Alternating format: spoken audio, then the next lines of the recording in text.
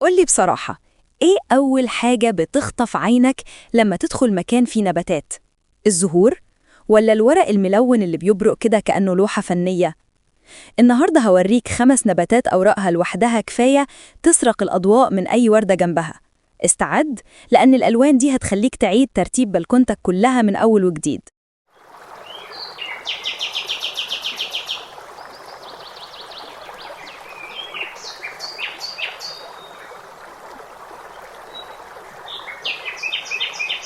بنت القنصل أو البونسيتيا، الملكة الحقيقية لفصل الشتاء. ألوانها الحمراء بتدي طاقة وبهجة لأي ركن في البيت.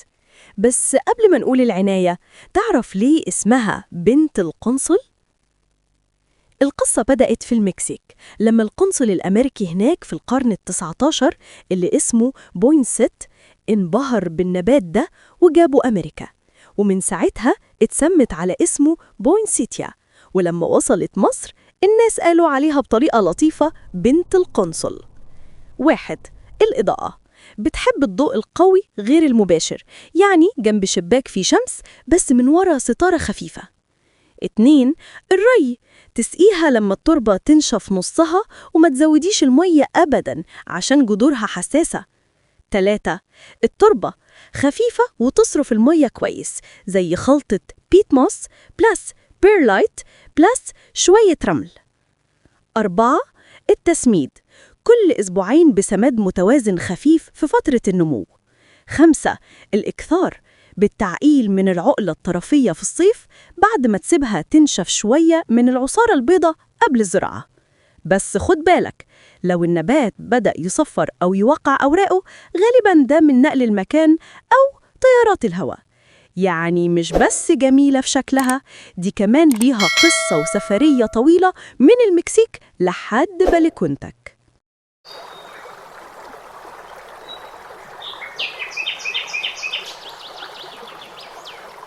السجادة، الكوليوس، الفنانة متعددة الألوان.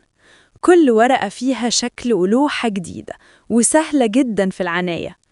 الإضاءة، بتحب الضوء الكتير بس بعيدة عن الشمس المباشرة اللي ممكن تحرق الألوان.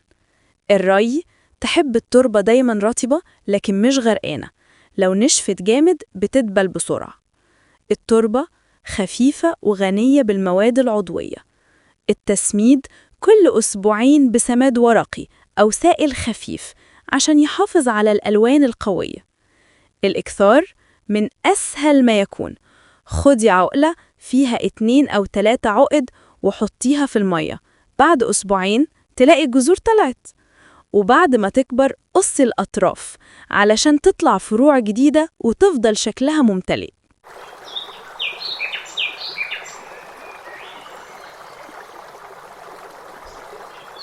الكروتون، النبات اللي شكله مولع بالألوان، بس خد بالك، الكروتون حساس جدا ومزاجي. الإضاءة، محتاج ضوء قوي جدا عشان يحافظ على ألوانه الزاهية. كل ما الضوء يقل، الورق يخضر ويفقد لونه. الري معتدل، يعني لما الطبقة الأولى من التربة تنشف، ما يحبش لا الجفاف ولا الغرق. التربة خفيفة وغنية بالبيتموس أو الكومبوست وتصرف المية كويس. التسميد، مرة كل أسبوعين بسماد غني بالبوتاسيوم والحديد. الإكثار، بالعقل الطرفية في الربيع، بس خلي بالك العصارة بتاعته ممكن تسبب حساسية، فالبسي جوانتي. لو لقيتيه بيوقع ورق ما تقلقيش، غالباً من تغير المكان، هيظبط نفسه تاني.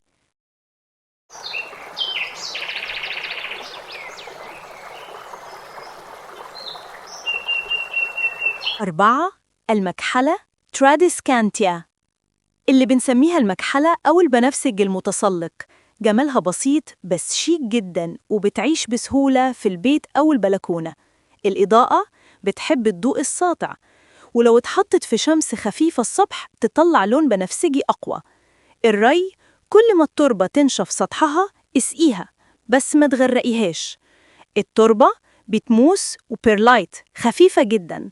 التسميد، كل 3 أسابيع بجرعة خفيفة من السماد السائل. الإكثار، بالعقل في المية أو على طول في التربة، بتجدر بسرعة جدا. لو لونها بدأ يبهت اعرف إنها محتاجة ضوء أكتر.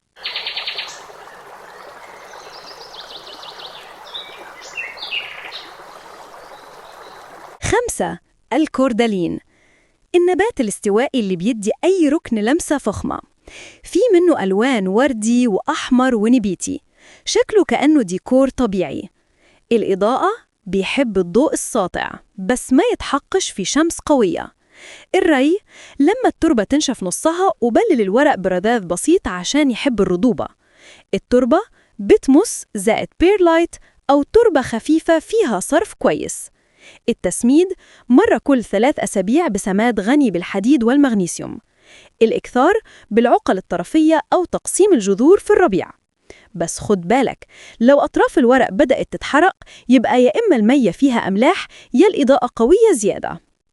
ال5 نباتات دول كل واحدة ليها طابع خاص، ولو جمعتهم في ركن واحد هتحس كأنك دخلت معرض ألوان طبيعي. قولي في التعليقات أنهي واحدة فيهم خطفت عينك أول ما شفتها، واستني الجزء التاني لأن اللي جاي أحلى وأغرب كمان.